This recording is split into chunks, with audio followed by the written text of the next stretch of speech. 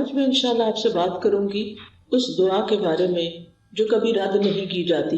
دعا ایک عبادت ہے، دعا ہماری ضرورت ہے.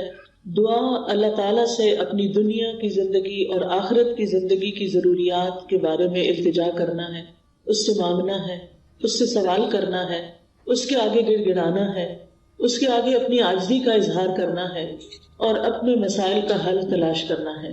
ہم سب جانتے ہیں کہ اس دنیا میں ہم آزمانے کے لیے بھیجے گئے ہیں.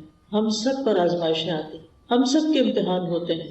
کوئی بیمار ہو جاتا ہے، کوئی بچوں کی طرف سے پریشان ہوتا ہے، کوئی بچوں کی شادی کے مسئلے میں پریشان ہوتا ہے، کچھ انہونی قسم کی بیماریوں کا شکار ہوتا ہے، کوئی ذہنی مسائل کا شکار ہوتا ہے، کوئی مالی مسائل کا شکار ہوتا ہے، کوئی دنیا کے حالات کے بارے میں پریشان ہوتا ہے.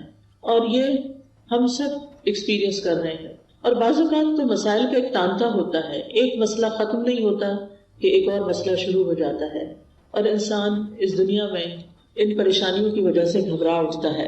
امام ابن القیم کہتے ہیں کہ دعا آزمائشوں کی دشمن ہے.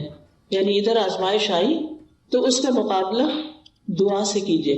وہ کہتے ہیں کہ دعا مفید ترین علاجوں میں سے ایک علاج ہے. یہ آزمائشوں کی دشمن ہے، یہ مصیبتوں کو دور دھکیلتی ہے، ان کے ساتھ گتھم گتھا ہوتی ہے، ان کے واقع ہونے کو روکتی ہے اور مصیبتوں کو ختم کرتی ہے، یا مصیبت واقع ہو جائے تو اس کو کم کرتی ہے. دعا مومن کا ہتھیار ہے، مفید ترین دوا ہے.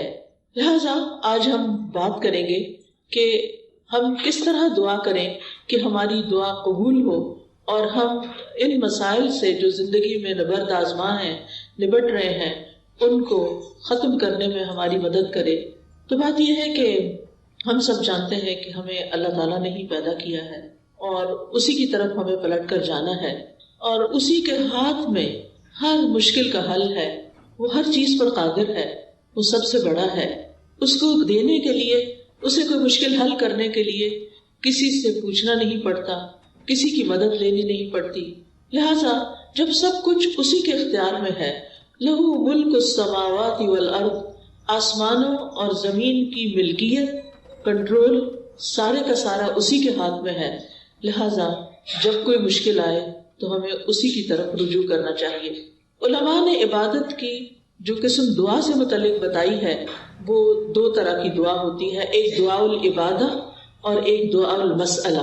یعنی ہماری جتنی بھی عبادتیں ہیں، نماز، روزہ، حج، زکوٰۃ، جتنے بھی اعمال ہیں، ان سب کو بھی دعا کہا جاتا ہے، کیونکہ یہ بھی دراصل ہم اللہ سبحانہ وتعالیٰ کے حضور جب حاضر ہوتے ہیں، مثلا نماز میں، تو آپ دیکھیے کہ ہم سینے پہ ہاتھ باندھ کے بھی دعا کرتے ہیں. ہم سمع اللہ لمن حمدہ کے بعد ربنا ولک الحمد حمدا کثیرا طیبا مبارکا فیہ اللہم لا مانع لما آتیت ولا معطی لما منعت. حمد کے بعد آخر میں پھر دعا کرتے ہیں. رکوع میں بھی دعائیں ہوتی ہیں، سجدے میں بھی دعائیں. حدیث میں آتا ہے کہ سجدے میں انسان سب سے زیادہ اللہ تعالیٰ کے قریب ہوتا ہے، تو وہاں بھی ہم دعا کرتے ہیں. پھر التحیات بھی دعا کے ساتھ، درود شریف بھی دعا ہے، بلکہ ساری دعاؤں کا خلاصہ ہے. اور اسی طرح قبولیت کا بہترین وقت درود شریف کے بعد نماز کے اندر دعا کرنا ہے، جہاں ہم رب اجعلنی اور دیگر دعائیں پڑھتے ہیں. پھر اسی طرح روزے کی حالت میں دعا قبول ہوتی ہے، افطار کے وقت دعا قبول ہوتی ہے. پھر ہم حج پہ جاتے ہیں تو ہر مقام پہ دعائیں قبول ہوتی ہیں. تو گویا ہماری عبادات بھی دراصل دعاؤں کا ہی مجموعہ ہے، اور وہ بھی دعاؤں کی قبولیت کا ذریعہ ہے. یعنی جب ہمیں کچھ چاہیے ہوتا ہے تو ہم اللہ تعالیٰ کی طرف رجوع کرتے ہیں. نبی صلی اللہ علیہ وسلم کا طریقہ کیا تھا کہ جب انہیں کوئی مشکل پیش آتی تو وہ کیا کرتے؟ نماز کے لیے کھڑے ہو جاتے اور نماز میں پھر دعا کرتے، اللہ تعالیٰ سے مدد مانگتے. قرآن مجید میں آتا ہے وَاسْتَعِینُوا بِالصَّبْرِ وَالصَّلَاةِ، مدد طلب کرو، مدد مانگو صبر اور نماز کے ساتھ. لہٰذا یہ دعا العبادت ہے، اس کا فائدہ انسان کو دنیا میں بھی ہوتا ہے اور آخرت میں بھی ہوتا ہے. دوسری دعا وہ ہوتی ہے جس میں ہم اللہ سبحانہ وتعالیٰ سے سوال کرتے ہیں، کچھ مانگتے ہیں، اس کے آگے گڑ گڑاتے ہیں. تو اس کو دعا الطلب کہتے ہیں، دعا المسئلہ کہتے ہیں، جس میں ہم اللہ تعالیٰ سے التجا کرتے ہیں کہ وہ ہماری دعا قبول کر لے. اس کے بارے میں اللہ تعالیٰ فرماتے ہیں وَقَالَ رَبُّكُمُ ادْعُونِي أَسْتَجِبْ لَكُمْ، تمہارے رب نے کہا کہ مجھ کو پکارو، مجھ سے مانگو، میں تمہاری دعا قبول کروں گا.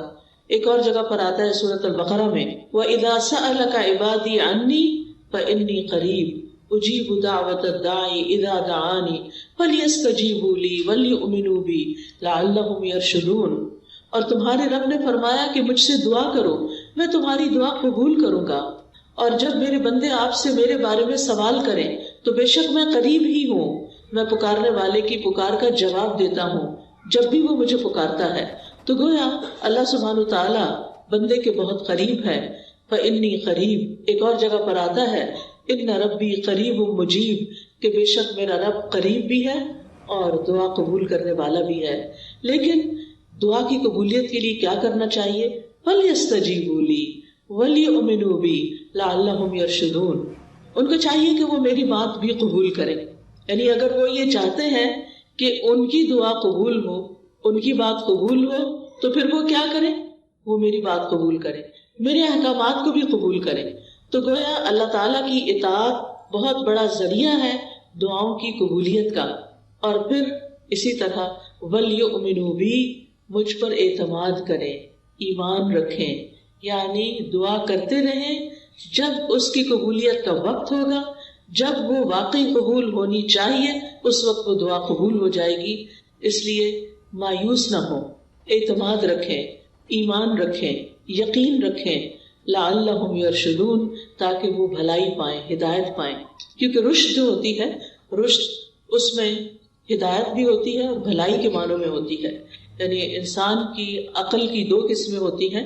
ایک وہ ہوتی ہے جس کے ذریعے انسان چیزوں کو سمجھتا ہے، اچھے برے کا فرق پہچانتا ہے، اور ایک ہدایت کی قسم رشد کہلاتی ہے جس میں انسان اچھے برے کا فرق جان کر پھر بھلائی تک پہنچ جاتا ہے، خیر تک پہنچ جاتا ہے. اس لیے رب سے دعا کرتے رہنا چاہیے. اسی لیے ابراہیم علیہ السلام نے جب دعائیں کی تھی تو آخر میں فرمایا تھا ان ربی لسمیع الدعاء، بے شک میرا رب تو ضرور دعاؤں کا سننے والا ہے، یعنی وہ تو لازماً دعائیں سنتا ہے. اور السمیع کا لفظ اس کا یہ مطلب نہیں کہ وہ صرف سن لیتا ہے اور بس بات ختم نہیں. اس کا مطلب یہ ہے کہ جیسے ہم رکوع سے سر اٹھاتے ہیں تو کہتے ہیں سمع اللہ لمن حمدہ، کہ جو اللہ کی تعریف کرتا ہے اللہ تعالیٰ اس کی حمد کو سنتا ہے، بلکہ مطلب یہ ہے کہ اس کی حمد کو قبول بھی کرتا ہے، دعاؤں کو قبول بھی کرتا ہے. اسی طرح حدیث میں آتا ہے اللہم انی اعوذ بک من دعاء لا یسمع، اے اللہ مجھے اس دعا سے بچا لے جو سنی نہ جائے.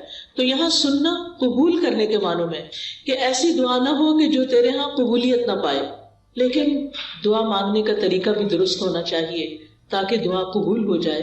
اس کے بارے میں اللہ تعالیٰ کا فرمان ہے سورۃ الاعراف میں. اللہ تعالیٰ فرماتے ہیں ادعوا ربکم تضرعا وخفیا انہ لا يحب المعتدین، تم اپنے رب کو عاجزی سے اور چپکے چپکے پکارو.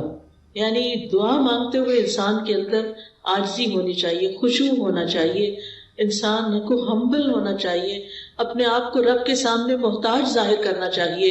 اور پھر فرمایا وَلَا تُفْسِدُوا فِي الْأَرْضِ بَعْدَ إِصْلَاحِهَا، دعاؤں کی قبولیت چاہتے ہو تو آہذاری سے پکارو، چپکے چپکے پکارو. اللہ تعالیٰ حد سے بڑھنے والوں کو پسند نہیں کرتا. اور تم زمین میں اس کی اصلاح کے بعد فساد نہ کرو، یعنی زمین میں مطیع اور فرمانبردار بن کے رہو، بگاڑ پیدا نہ کرو. ان رحمت اللہ قریب من المحسنین، بے شک اللہ کی رحمت محسنین سے، نیکوکاروں سے بہت قریب ہے. یعنی اللہ تعالیٰ ان لوگوں کی دعا زیادہ سنتا ہے جو لوگوں کے ساتھ بھلائی کرتے ہیں، نہ کہ ان کے درمیان پھوٹ ڈالتے ہیں، فساد کرتے ہیں اور ان کی زندگی مشکل کرتے ہیں. لہٰذا اگر ہم چاہتے ہیں کہ ہماری دعائیں قبول ہوں تو اس کے لیے بہت ضروری ہے کہ پھر ہم اللہ سبحانہ وتعالیٰ کے حقوق بھی ادا کریں اور اللہ کے بندوں کے ساتھ بھی بھلائی کا اور رحمت کا معاملہ کریں. یعنی ہم چاہتے ہیں کہ ہم پر رحمت کی جائے تو ہمیں کیا کرنا چاہیے؟ دوسروں کے ساتھ رحم کا معاملہ کریں. کہتے ہیں نا ارحموا من فی الارض یرحمکم من فی السماء، تم اس پر رحم کرو جو زمین میں ہے تو تم پر وہ رحم فرمائے گا جو آسمان میں ہے. یعنی اللہ سبحانہ تعالیٰ تم پر اپنی رحمت فرمائے گا. تو اس سے یہ پتہ چلتا ہے کہ دعا مانگنے کے وقت انسان کا طریقہ کیا ہونا چاہیے. سب سے پہلے کہ گڑ گڑا کے پوری توجہ سے رو کے اللہ سبحانہ تعالیٰ کے آگے فریادیں کر کے، لیکن حد سے نہ بڑھا جائے. حد سے بڑھنا کیا ہے کہ انسان ایسی حرکتیں شروع کر دے کہ جن کا سنت سے کوئی تعلق نہیں. نبی صلی اللہ علیہ وسلم نے اس طرح کی دعا نہیں مانگی. پھر اسی طرح یہ کہ پوری امید کے ساتھ دعا کرنی چاہیے, پورے یقین کے ساتھ دعا کرنی چاہیے کہ ہماری دعا قبول ہوگی. اللہ تعالیٰ سے نا امید نہیں ہونا چاہیے. وَادْعُوهُ خَوْفًا وَطَمَعًا, خوف رکھتے ہوئے اور امید کے ساتھ دعائیں کرنی چاہیے. یعنی انسان دعا مانگنے سے رکے نہیں بلکہ مانگتا رہے. دیکھا جائے تو اللہ تعالیٰ کو تو انسان کی دعا کی ضرورت نہیں کہ بندہ اس سے ضرور مانگے. یہ تو انسان کے اپنے فائدے میں ہے کہ انسان اللہ سے مانگتا رہے. یہ جو اللہ تعالیٰ ہمیں حکم دے رہے ہیں کہ دعا مانگتے رہو, تو آپ دیکھیے کہ اس میں ترغیب دی جا رہی ہے. اس کو ضرورت نہیں ہے, ہمیں ضرورت ہے, ہم محتاج ہیں. سورۃ فاطر میں اللہ تعالیٰ فرماتے ہیں یا ایھا الناس انتم الفقراء الی اللہ واللہ هو الغنی الحمید. اے لوگو تم سب اللہ کے محتاج ہو اور اللہ بے نیاز ہے, تعریف والا ہے. یعنی محتاج ہم ہیں, ضرورت ہماری ہے اور اللہ بے نیاز ہے, اس کو ضرورت نہیں ہے, اس کو کسی کی محتاجی نہیں ہے کہ کوئی دعا کرے گا تو اس کی شان بلند ہوگی. وہ تو پہلے سے ہی بلند شان کا مالک ہے. ایک حدیث قدسی میں آتا ہے اللہ تعالیٰ فرماتے ہیں اے میرے بندو تم کبھی مجھے نقصان پہنچانے کی طاقت نہیں رکھو گے, یعنی میرا کچھ نہیں بگاڑ سکتے کہ مجھے نقصان پہنچا سکو, نہ کبھی مجھے فائدہ پہنچانے کے قابل ہوگے کہ مجھے فائدہ پہنچا سکو. نہ ہم اللہ تعالیٰ کا نقصان کر سکتے ہیں اور نہ ہی اس کو فائدہ دے سکتے ہیں. اسی لیے ایک اور حدیث میں آتا ہے اے میرے بندو اگر تمہارے پہلے والے اور تمہارے بعد والے اور تمہارے انسان اور تمہارے جن سب مل کر تم میں سے ایک انتہائی متقی انسان کے دل کی طرح ہو جائیں تو اس سے میری بادشاہت میں کوئی اضافہ نہیں ہوگا. یعنی اگر ہم سب کے سب بہت نیک بھی بن جائیں تو اللہ تعالیٰ کو تب بھی کوئی فائدہ نہیں. ہم اپنا سارا مال بھی خرچ کر دیں تو اللہ تعالیٰ کا کچھ بھی فائدہ نہیں, اس کا ریٹرن خود ہم ہی کو ملنے والا ہے. تو بات یہ ہے کہ دعا انسان ہی کو فائدہ دیتی ہے, لہٰذا دعا مانگتے رہنا چاہیے کیونکہ دعا ایک عبادت ہے. ہم اپنی زندگی میں جتنی بھی دعائیں کریں گے اتنی زیادہ اللہ تعالیٰ کی محبت پائیں گے, کیونکہ نبی صلی اللہ علیہ وسلم نے فرمایا لیس شیء اکرم علی اللہ من الدعاء, اللہ کے ہاں دعا سے بڑھ کر کوئی چیز عزت والی نہیں. یعنی ہم بندوں سے مانگتے ہیں تو وہ کیا ہوتا ہے, ذلت ہوتی ہے, لیکن جب ہم اللہ سے مانگتے ہیں تو اللہ تعالیٰ کے ہاں درجات بلند ہوتے چلے جاتے ہیں, عزت بڑھتی چلی جاتی ہے. دعا کرنے والے سے اللہ تعالیٰ محبت کرتا ہے اور جو دعا نہیں کرتا اس سے کیا ہوتا ہے پتہ نا آپ کو, اللہ تعالیٰ اس سے ناراض ہوتا ہے. جو دعا نہیں کرتا, جو اللہ سے نہیں مانگتا, جو اللہ کے سامنے اپنی حاجت نہیں رکھتا, اللہ تعالیٰ اس سے ناراض ہوتا ہے. لہٰذا دعا کرنے والے اللہ کے محبوب ہیں اور نہ مانگنے والوں سے اللہ تعالیٰ ناراض ہوتا ہے. دعا نہ کرنا تکبر کی علامت ہے. بعض لوگوں کو کہا جاتا ہے نا دعا کرو, تو بہت کر لی کوئی فائدہ نہیں ہوا, یا کہتے ہیں اس کو تو پتہ ہی ہے ہمیں کیا چاہیے, ہمیں کیا ضرورت ہے کہ ہم اس سے مانگیں. نہیں, ہمیں ضرورت ہے اس سے مانگنے کی, اور جب تک ہم مانگتے رہیں گے ہماری نیکیوں میں اضافہ ہوتا رہے گا اور ایک وقت آئے گا کہ قبول بھی ہو جائے گی. قیامت کے دن یعنی ہر دعا قبول ہوتی. کچھ دعائیں دنیا میں اسی وقت دیر اینڈ دین قبول ہو جاتی, کچھ دعاؤں کے بدلے میں اللہ تعالیٰ ہماری کچھ اور خیر بھلائی کر دیتا ہے جو ہم خود مانگ نہیں رہے ہوتے. اللہ تعالیٰ وہ چیزیں ہمیں عطا کر رہا ہوتا ہے جو ہماری اس دعا کی قبولیت سے زیادہ بڑی ضرورت ہوتی ہے, اور کچھ دعائیں ہماری آخرت کے لیے سیو کر دی جاتی ہیں. جب ہمارے عمل میں کچھ بہت اچھا نہیں ہوتا, ہمارے پاس بہت ساری نیکیاں نہیں ہوتی, لیکن ہم کسی مسئلے میں پریشان ہوتے ہیں اور دعائیں کرتے رہتے ہیں, تو یہ ہماری نیکیوں میں اضافے کا ذریعہ بن جاتی ہیں. اور قیامت کے دن اللہ تعالیٰ کے ہاں جو بندہ ان دعاؤں کا اجر پائے گا جو دنیا میں قبول نہیں ہوئی تھی, تو انسان کیا تمنا کرے گا, کاش دنیا میں میری کوئی دعا بھی قبول نہ ہوئی ہوتی اور آج سارے کا سارا مجھے یہی ملتا. ہم سب جانتے ہیں کہ دنیا کی زندگی جو ہے وہ ہماری بہت ہی محدود سی ہے. یہاں اگر ہمیں سب کچھ بھی مل جائے تو بھی ہم دیکھتے ہیں کہ یا وہ چیز ختم ہو جاتی ہے یا ہم چلے جاتے ہیں دنیا سے, یعنی کچھ بھی تو یہاں باقی رہنے والا نہیں. ہمارے پاس قارون کے خزانے بھی ہوں تو وہ بھی ختم ہو جائیں گے, تو بھی ہمیں دنیا سے چلے جانا ہے. کل من علیہا فان ویبقى وجہ ربک ذو الجلال والاکرام. اس لیے کبھی بھی مایوس نہ ہو, مانگتے چلے جائیں, مانگتے چلے جائیں. دعا مانگنے سے کبھی بھی تھکے نہیں, لیکن دعا مانگنے کے کچھ آداب ہیں, کچھ شرائط ہیں. وہ ہمیں ضرور سیکھ لینی چاہیے، اور اگر ہم نے سیکھی ہوئی ہیں تو ضرور دوہرا لینی چاہیے. اور اس کا فائدہ کیا ہے کہ اس سے ہماری دعائیں قبول بھی ہوں گی اور ہمارے دل میں ایک اطمینان بھی پیدا ہوگا. تو ابن قیم نے چند سطروں میں دعا کا خوبصورت نچوڑ پیدا کیا ہے. وہ کہتے ہیں کہ وہ کون سی اہم چیزیں ہیں جو کسی انسان کو دعا کرتے ہوئے معلوم ہونی چاہیے، اور اس کے آخر میں انہوں نے یہ جملہ کہا ہے پورے یقین کے ساتھ کہ جو ان شرائط کو پورا کر کے دعا کرے گا وہ دعا کبھی رد نہیں ہوگی، یعنی اس کی دعا کبھی رد نہیں ہوگی. تو آج کا موضوع بھی یہی ہے کہ وہ کون سی دعا ہے جو رد نہیں ہوتی، یعنی وہ کس طریقے سے مانگی ہوئی دعا ہے جو ضرور قبول ہو جاتی ہے. اور یہ باتیں انہوں نے اپنی کتاب الجواب الکافی لمن سأل عن الدواء الشافی، اردو میں بھی کتاب آپ نے اس کا ترجمہ دیکھا ہوگا دواء شافی کے نام سے. ہو سکتا ہے آپ میں سے کچھ لوگوں نے یہ کتاب پڑھی ہو. بہت ہی اچھی کتاب ہے، پڑھنے کے لائق ہے. میں سمجھتی ہوں جس نے زندگی میں یہ کتاب نہیں پڑھی اس کے علم میں بہت بڑی کمی ہے. اردو میں یہ کتاب، انگلش میں بھی کچھ مختصر سی شاید ٹرانسلیشن ہے، اصل کتاب عربی میں ہے. اگر آپ کو اردو نہیں بھی سمجھ آتی، نہیں پڑھ سکتے، تو کم از کم آپ اس کے آڈیو لیکچر سن سکتے ہیں. قرآن فار آل ایک ایپ ہے جس میں دواء شافی کے سارے لیکچرز ریکارڈڈ موجود ہیں. اس میں سے ایک ایک لیکچر اگر آپ کر کے سنیں گے تو کتاب ختم ہو جائے گی. آڈیو بک ہے وہ، اور چھوٹا چھوٹا میں نے ایکسپلین بھی کیا ہوا ہے اس میں. تو اس سے آپ کو زندگی گزارنے کے بہت سارے پر حکمت ایسے نکتے ملیں گے کہ جن کو اپنا کے آپ کی زندگی میں ایک اطمینان اور سکون پیدا ہو جائے گا. تو بہرحال اس کتاب کا ترجمہ النس اینڈ دا کیور کے نام سے بھی آپ دیکھیے گا ضرور. تو دعا کی قبولیت کے اسباب کون سے ہیں؟ اگر آپ کے پاس کاپی پین ہو تو اپنے پاس نوٹ کر لیجئے، اور اگر نہیں تو دل پہ لکھ لیجئے. سب سے پہلی چیز دل کا حاضر ہونا، یعنی دعا کی قبولیت کے لیے سب سے اہم ترین چیز کیا ہے کہ دل کی حضوری کے ساتھ دعا کی جائے. یعنی مقصد کو حاصل کرنے کے لیے مقصد کو پہلے اچھی طرح سمجھ لینا چاہیے کہ مانگنا کیا ہے. پھر مانگنے کے لیے الفاظ کیا ہونے چاہیے، کیونکہ آپ دیکھیے جتنے اچھے الفاظ سے آپ مانگتے ہیں نا، اور جتنے پیار سے مانگتے ہیں، جتنی عاجزی سے مانگتے ہیں، تو جو آپ مانگتے ہیں وہ آپ کو مل جاتا ہے. آپ کسی انسان سے بھی، کسی بچے سے بھی، مثلا بعض اوقات ایسا ہوتا ہے نا، بچہ آپ کی کوئی چیز اٹھا کے بھاگ جاتا ہے تو آپ اسے کہتے ہیں ادھر آؤ، واپس لاؤ، تو کیا ہوتا ہے وہ اور دور بھاگتا ہے. لیکن اگر آپ پیار سے اس کو کہتے ہیں اچھا یہ دیکھو ادھر آؤ، میرے پاس یہ چیز بھی ہے تمہارے لیے، آؤ، تو وہ اس چیز کو دیکھتا ہے تو وہ فوراً آ جاتا ہے. تو جو پیار کی بات ہوتی ہے نا، محبت کی بات ہوتی ہے، اور توجہ سے بات جو کی جاتی ہے، اس کا اثر ہی کچھ اور ہوتا ہے. بعض اوقات ہم ایسے کرتے ہیں، ہمارے ہاتھ میں فون ہوتا ہے اور ہم کسی سے بات کر رہے ہوتے ہیں تو وہ دوسرے کو کوئی اثر نہیں ہوتا، بچے اس بات کا کوئی اثر نہیں لیتے.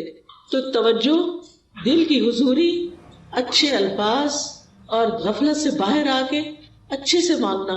کیونکہ حدیث میں آتا ہے وَاعْلَمُوا أَنَّ اللَّهَ لَا يَسْتَجِيبُ دُعَاءً مِّن قَلْبٍ غَافِلٍ لَاهٍ، جان لو بے شک اللہ غافل اور لہو لعب یعنی کھیل کود میں مبتلا دل کی دعا قبول نہیں کرتا. یعنی دھیان ہمارا کہیں اور لگا ہوا ہے، کان ہمارے کہیں اور لگے ہوئے ہیں، اور ہم صرف زبان سے کوئی کتاب اٹھا کے، آج کل تو بہت سہولت ہو گئی ہے نا کہ خود سے سوچنا بھی نہیں پڑتا کیا مانگنا ہے، بس بک اٹھائی دعاؤں کی، یا کوئی کارڈ اٹھا لیا، یا پھر کوئی ایپ کھول لی اور لفظ پڑھنا شروع کر دیے. ٹھیک ہے وہ بھی دعائیں ہیں، لیکن ان کو بھی سلیقے سے پڑھنے کی ضرورت ہے. ان پر بھی جب آپ پڑھتے ہیں نا تو صرف ایسے نہیں کہ قرآن کی تلاوت کر رہے ہیں بغیر سوچے سمجھے تو دعائیں بھی بغیر سوچے سمجھے پڑھتے چلے جائیں، ایسا نہیں کرنا، بلکہ جو کچھ بول رہے ہیں اس کو سمجھنا بھی ہے، کیا مانگ رہے ہیں، کیوں مانگ رہے ہیں. لہٰذا ہمیں غفلت سے نکلنا ہے، دل حضوری کے ساتھ مانگنا ہے، ڈسٹریکشن سے بچنا ہے. جو آپ کی خاص خاص دعائیں نا وہ ایسے وقت میں کیا کریں جب ڈسٹریکشن نہ ہو. کیونکہ بعض اوقات آپ دعا مانگ رہی ہیں اور ادھر سے بچہ آپ کو کھینچ رہا ہے، ادھر سے فون بج رہا ہے، ادھر سے کوئی گھر کے باہر کھڑا ہے، ادھر سے آپ کو خوشبو آ رہی ہے کہ ہڈیاں جل رہی ہے. اب آپ سوچیں کیا دعا مانگی جائے گی، کیسی دعا ہوگی وہ، اور پھر اس میں قبولیت کیا ہوگی. جب آپ کو خود ہی پتہ نہ ہو، کان کہیں لگے، آنکھیں کہیں لگے، ناک کہیں لگے، کیا پتہ چلے گا کیا مانگا کیا نہیں مانگا. لہٰذا ایسے وقت میں مانگے جب آپ اکیلے ہوں، تنہا ہوں، آپ اور آپ کا رب ہو، پھر آپ اسے چپکے چپکے سرگوشیاں کریں. اذ نادى ربه نداء خفيا، زکریا علیہ السلام نے اپنے رب کو پکارا تھا چپکے چپکے، خفیہ خفیہ. ادعوا ربکم تضرعا وخفیہ، عاجزی اور زاری بھی ہو اور چپکے چپکے مناجاتیں بھی ہوں. کیونکہ دعا کرتے وقت جذبات بھی ساتھ ہونے چاہیے، یعنی اللہ کی رحمت کو محسوس کرنا چاہیے، اللہ کا شکر ادا کرنا چاہیے کہ اس نے توفیق دی ہے، اور پھر اس یقین کے ساتھ کہ اللہ بڑا مہربان ہے، رحم فرمانے والا ہے، وہ اس وقت بھی سن رہا ہے، وہ میرے دل کی حالت جانتا ہے، اور وہ کچھ دے سکتا ہے جو میں مانگ رہی ہوں۔ جب آپ بندوں سے کچھ مانگتے ہیں نا تو بعض اوقات ان کے پاس ہوتا بھی ہے، وہ نہیں دیتے، لیکن اللہ تعالیٰ جب دیتے ہیں تو اس کے خزانوں میں تو کمی ہوتی ہی نہیں۔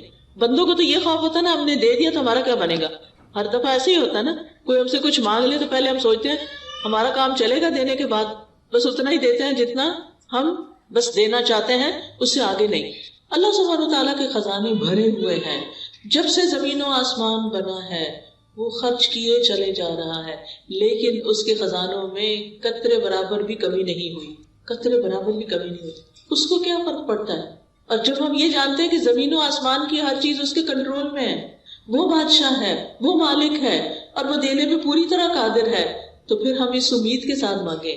قرآن مجید میں آتا ہے کہ وَإِن مِّن شَيْءٍ إِلَّا عِندَنَا خَزَائِنُهُ وَمَا نُنَزِّلُهُ إِلَّا بِقَدَرٍ مَّعْلُومٍ، کوئی چیز ایسی نہیں، یو نیم اٹ، کہ جس کے خزانے ہمارے پاس نہ ہو، لیکن ہم ان خزانوں میں سے کتنا کتنا دیتے ہیں، کتنا کتنا اتارتے ہیں، ایک معلوم اندازے کے مطابق، ایک مقرر اندازے کے مطابق، کیونکہ اللہ تعالیٰ الحکیم بھی ہے، اس کو پتا ہے کس انسان کو کب کون سی چیز دینی چاہیے، کیونکہ وہ ہمارے بارے میں ہم سے زیادہ جانتا ہے نا، کہ اگر میں نے اس کی دعا قبول کر لی اور اس کو وہ مل گیا جو چاہتا ہے، پھر یہ مجھے بھول جائے گا، اور مجھ سے غافل ہونا اور بھولنا اس بندے کے حق میں نقصان دہ ہے، لہٰذا بہتر ہے کہ اس کی دعا ابھی قبول نہ کی جائے، یہ کچھ اور مانگ لے۔ یعنی بعض لوگوں کی دعا صرف اس لیے قبول نہیں کی جاتی کہ ان کا رونا اللہ کو پسند ہوتا ہے، ان کا مانگتے رہنا اللہ کو پسند ہوتا ہے، کیونکہ جب ہم دکھی ہوتے ہیں، تکلیف میں ہوتے ہیں، پریشان ہوتے ہیں، تو پھر ہم اللہ کی طرف رجوع کرتے ہیں، اور جب ہماری ضروریات پوری ہو جاتی ہیں تو پھر ہم کیا کرتے ہیں، پھر تو ہم نماز پڑھنا بھی بھول جاتے ہیں، پھر ہم صدقہ خیرات دینا بھی بھول جاتے ہیں۔ لہٰذا اللہ سبحانہ وتعالیٰ ہمیں کسی نہ کسی مشکل میں ڈالے رکھتا ہے ہمارے فائدے کے لیے، ہماری بھلائی کے لیے، تاکہ ہم اللہ تعالیٰ کی طرف رجوع کرتے رہیں۔ نبی صلی اللہ علیہ وسلم نے فرمایا ادعوا اللہ وانتم موقنون بالاجابہ، تم اللہ سے مانگو اس یقین کے ساتھ کہ تمہاری دعا ضرور قبول کی جائے گی، پورا یقین ہو۔ لہٰذا جب آپ کو یقین آئے گا نا تو غفلت بھی دور ہو جائے گی، دعا میں دل حاضر رہے گا، اور آپ اس طرح دعا کی قبولیت کی پہلی شرط پوری کر دیں گے۔ دوسری چیز جو ہے وہ ڈسٹریکشن ہے۔ ڈسٹریکشن کا مطلب یہ ہے کہ انسان کبھی کہیں دیکھے، کبھی کہیں دیکھے، کبھی کچھ سوچے، کبھی کچھ سوچے، اور جو مانگ رہا ہے اس کی خبر نہ ہو اس کو، تو ہمیں سمجھ کر دعا کرنی، سمجھ کر، یعنی یہ دوسرا اہم نقطہ ہے، حاضر دل کے ساتھ اور سمجھ کر، کیونکہ اگر پتہ ہی نہیں مانگ کے آ رہے ہیں تو پھر کیا فائدہ۔ اور پھر یہ ہے کہ اگر عربی میں دعا مانگنی نہیں آتی تو الٹے سیدھے لفظ پڑھ کے نہ مانگیں، اردو میں مانگ لیں، انگلش میں مانگ لیں، پنجابی میں مانگ لیں، جو آپ کی زبان ہے اس میں مانگ لیں، تو آپ کے لیے کچھ مشکل نہیں ہے۔ اللہ تعالیٰ کو ساری زبانیں آتی ہیں، ایک ہم ہیں، ہمارے لیے ریسٹرکشن، ہماری لمیٹیشنز ہیں، ہمیں ایک زبان آتی ہے تو دوسری نہیں آتی، انگریزی آتی تو فرینچ نہیں آتی، اردو آتی ہے تو پنجابی نہیں آتی بچوں کو، تو کتنی لمیٹیشن ہے ہماری۔ اللہ تعالیٰ کے لیے کچھ مشکل نہیں، کسی بھی ڈائلیکٹ میں، کسی بھی زبان میں، کسی بھی وقت، کسی بھی لمحے کچھ بھی مانگتے ہیں، وہ سب کچھ سمجھتا ہے، جانتا ہے، اور دینے پر پوری طرح قادر ہے۔ پھر آپ دیکھیے کہ دعا کرتے وقت کسی بے مقصد کام میں مشغول نہ ہو۔ اچھا بعض لوگ موبائل سے دعائیں پڑھتے ہیں، ٹھیک ہے، سہولت کے لیے پڑھ سکتے ہیں آپ، اب کیا ہوتا ہے اتنے میں اوپر ایک نوٹیفیکیشن آ جاتا ہے، اچھا آدھی دعا پڑھی، آدھا میسج پڑھا، نہ ادھر کے نہ ادھر کے، ملٹی ٹاسکنگ ہو رہی۔ دنیا کے کاموں میں تو ملٹی ٹاسکنگ آپ کر سکتے ہیں، لیکن اللہ تعالیٰ کے ہاں تو بس ایک وہ ہے، اس کو ایک مانتے ہوئے بس وہ اس میں بھی یہ بھی شریک کرنا پسند نہیں کرتا کہ جب ہم اس سے بات کر رہے ہو تو ہم اوروں کے بارے میں سوچ رہے ہو، یا اس سے بات کر رہے ہو تو بیچ میں کسی اور سے باتیں شروع کر دیں، اس کو یہ پسند نہیں ہے۔ لہٰذا ہمیں ڈسٹریکشن سے بچنا ہے۔ بعض اوقات یہ ہوتا ہے کہ کوئی چیز ہمارے انگوٹھی وغیرہ ہاتھ میں ہوتی ہے تو کچھ لوگ کیا کرتے ہیں، دعا مانگتے اس سے کھیلنا شروع کر دیتے ہیں، کوئی بٹن کھول بند شروع کر دیتا ہے، کچھ اور کرنے لگتے ہیں۔ ان ساری چیزوں سے بچنا ہے۔ اس وقت کپڑے نہیں سنوارنے، کوئی اور کچھ نہیں، کھجانا شجانا بھی نہیں، اگر کھجانا ہے پہلے کھجا لیں اور پھر اس کے بعد دعا کرنی شروع کریں، یعنی 100% آپ کی توجہ دعا کی طرف ہونی چاہیے۔ ہمارے اسلاف میں سے کسی نے ایک شخص کو دیکھا کہ دعا کر رہا تھا اور ساتھ کنکریوں سے کھیل رہا تھا، انہوں نے کہا یہ کنکریاں پھینک دو اور اپنی دعا پہ توجہ کرو، دعا کرتے ہوئے تمہارا دل اور اعضاء سارے، پورا جسم اس طرف متوجہ ہونا چاہیے۔ تو یہ تھی پہلی شرط، ٹھیک ہے۔ دوسری شرط یا دوسرا نقطہ یا دوسرا ادب کیا ہے؟ قبولیت کے 6 اوقات میں سے کسی وقت میں دعا کرنا۔ اب قبولیت کے 6 اوقات کون سے، میں بھی آپ کو بتاتی ہوں۔ یہ 6 اوقات ایسے ہیں جن میں دعا قبول ہو جاتی ہے اور کبھی رد نہیں ہوتی۔ لہٰذا دل کو حاضر رکھنے کے ساتھ ساتھ دوسری چیز وقت کا انتخاب ہے کہ کس وقت آپ مانگیں، کون سا زیادہ سوٹیبل ٹائم ہے۔ تو ان میں سے سب سے پہلے رات کا آخری تہائی حصہ، 1/3 of last part of the night۔ اب وہ کیا ہے، جیسے آپ کے موبائل پہ وہ ٹائمنگز ہوتے ہیں نا صلاۃ کے، تو وہ آ جاتا ہے تہجد کا وقت آ جاتا ہے، آج کل شاید 1:30 ہے یا کچھ اس طرح، تو وہ لاسٹ پارٹ آف نائٹ ہوتا ہے، جو تیسرا حصہ، آخری حصہ ہوتا ہے رات کا، فجر کی اذان سے پہلے، آپ سمجھے 1.5-2 گھنٹے پہلے۔ اب اس وقت میں آپ اللہ تعالیٰ سے دعا کریں گے، جو کہ تہجد کا وقت ہوتا ہے، سب سو رہے ہوتے ہیں، فون کالز کرنے والے بھی سو رہے ہیں، آنے جانے والے بھی سو رہے ہیں، گھر والے بھی سو رہے ہیں، بچے بھی سو رہے ہیں، سبھی سو رہے ہیں۔ اب آپ کا رب جاگ رہا ہے، لہٰذا جب آپ کی آنکھ کھلے تو آپ اپنے رب کو پکاریں، چاہے آپ بستر میں لیٹے ہوئے پکاریں، منع نہیں ہے لیٹ کے دعا کرنا، آپ لیٹ کے بھی دعا کر سکتے ہیں۔ اس وقت کوئی آپ کو دیکھ نہیں رہا ہوگا، آپ اللہ کے آگے رو سکتے ہیں، آپ اپنی التجائیں فریادیں کر سکتے ہیں۔ اگر کوئی ساتھ سویا ہوا ہے تو پھر زور سے نہیں بولیے، دل دل میں بولیے، کیونکہ اللہ تعالیٰ نے اجازت دی ہے کہ ادعوا ربکم تضرعا وخفیہ، خفیہ خفیہ، چپکے چپکے، وسپرنگ میں، دل ہی دل میں اللہ کے ساتھ فریادیں کرنا شروع کر دیں، اور یہ دل کی حضوری کا بہترین وقت ہے۔ حدیث میں آتا ہے ہمارا رب تبارک و تعالی ہر رات آسمان دنیا پہ نزول فرماتا ہے، جب رات کے آخری تہائی حصہ باقی رہ جاتا ہے اور وہ آواز دیتا ہے کوئی جو مجھ سے دعا کرے تو میں اسے قبول کر لوں۔ اللہ تعالیٰ خود پکار رہے ہیں، مانگو مجھ سے، ہے کوئی جو مجھ سے مانگے تو میں اسے عطا کر دوں، ہے کوئی جو مجھ سے بخشش طلب کرے تو میں اس کو معاف کر دوں، اور یہ ہر رات ہوتا ہے، ایوری نائٹ۔ لہٰذا اس وقت سے فائدہ اٹھانا چاہیے۔ اگر ہم اپنے گناہوں سے پریشان ہیں، اپنی بری عادتوں سے پریشان ہیں، اپنے کچھ مینٹل ہیلتھ کے بارے میں پریشان ہیں، کسی خاص مسئلے کے بارے میں پریشان ہیں، تو اس آخری حصے میں رات کے اٹھیں اور اللہ تعالیٰ سے دعا کریں۔ اللہ تعالیٰ اپنی شان کے مطابق آپ کو نوازے گا، اور یہ دعاؤں کی قبولیت کا سنہری موقع ہوتا ہے۔ دوسرے مواقع کون سے ہیں؟ ابن القیم لکھتے ہیں وَعِنْدَ الْأَذَانِ، حدیث میں بھی آتا ہے اذان۔ اب آپ کہیں گے ہمارے گھر میں تو اذان ریکارڈڈ ہے، بالکل ریکارڈڈ اذان بھی اذان ہے، وہ کچھ اور تو نہیں ہے نا۔ بعض لوگ کہتے ہیں اچھا اس کا جواب دیں، بھائی کیوں نہ دیں، وہ کیا کہہ رہے ہیں، وہ وہی تو کہہ رہے ہیں جو اذان کے الفاظ ہیں۔ اب آپ مسجد میں بھی ہوتے ہیں تو کیا آپ کو مؤذن کی اصل آواز آ رہی ہوتی نہیں نا، کس میں سے آ رہی ہوتی؟ مائک کے تھرو آ رہی ہوتی ہے۔ لہٰذا وہاں بھی آپ جواب دیں گے، اور گھر میں جب موبائل پہ اذان لگے گی یا اذان کلاک پہ اذان لگے گی، اس کا بھی آپ پورا جواب دیں گے اور اس کے بعد دعا کریں گے، وہ قبولیت کا وقت ہے۔ اچھا کچھ لوگ تو گھروں میں اذان آن ہی نہیں کرتے، موبائل پہ بھی انہوں نے بس وہ چھوٹی سی اذان رکھی ہوئی ہے جو بس تھوڑا سا نوٹیفیکیشن دیتی ہے، 2 دفعہ اللہ اکبر کر کے وہ بند ہو جاتی ہے۔ نہیں، اپنے گھروں میں اذان لگائیں۔ پہلے تو الفجر کی وہ اذان ہوتی تھی، کلاک ہوتا تھا، وہ گھروں میں عام طور پر بج رہا ہوتا تھا، تو بہت ضروری ہے۔ ہمارے گھروں کے اندر جو شیاطین کا اثر ہے، جو بے چینیاں ہیں، جو بچوں کی نافرمانیاں ہیں، ان میں بہت بڑی وجہ یہ ہے کہ گھروں میں قرآن نہیں پڑھا جاتا، گھروں میں اذان کی آواز نہیں سنائی دیتی۔